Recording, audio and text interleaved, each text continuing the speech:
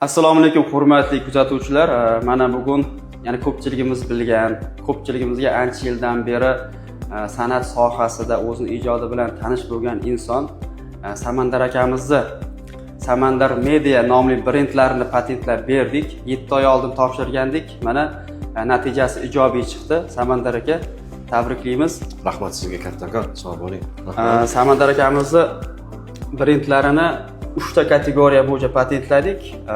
35 reklama bo'yicha, 38 telekommunikatsiya, 41 ta'lim, tarbiya bo'yicha.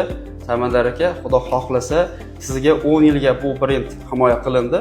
O'zbekiston hududi bo'yicha faqat Samandar nomidan mana shu yo'nalish bo'yicha faqat sizni foydalanishga huquqingiz bor. Samandar aka. Ana bo'lmasa. O'zimni ismimni patentlab oldimda o'rtoqlar, Samandar degan ismim. Lekin men benihoya xursandman, endi ko'nglim xotirjam bo'ldi, chunki har qanday biznesni boshlashda albatta uni xat hujjati, patentlari hammasi joyida bo'lsa, Albatta. maza qilib erkin ijod qilasizda.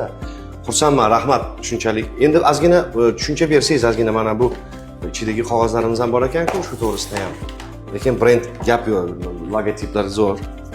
Samandar aka, ko'pchilik insonlarimiz o'tgan safar bitta brendni patentga topshirib qo'yganimizda endi bu so'zni biz ishlatmaymizmi, gaplashmaymizmi deb sal tushunmovchiliklar bo'ldi. Shuni aytib o'tmoqchiman. Bu ismdan bemalol foydalansa bo'ladi.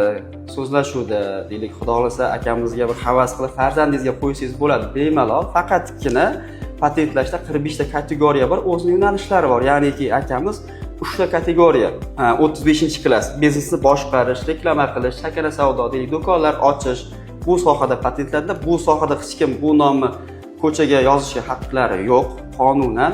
38 telekommunikatsiya sohasi, bu deylik, ko'rsatuvlar, shoular tashkil qilish televideniyada. Keyin 41, uchinchisi bu ta'lim, tarbiya, o'quv markazlari ochish, xususiy maktablar ochish yo'nalishlarida akamiz himoya qildilar. Mana shu sohada foydalanishga hech kimning haqqi yo'q.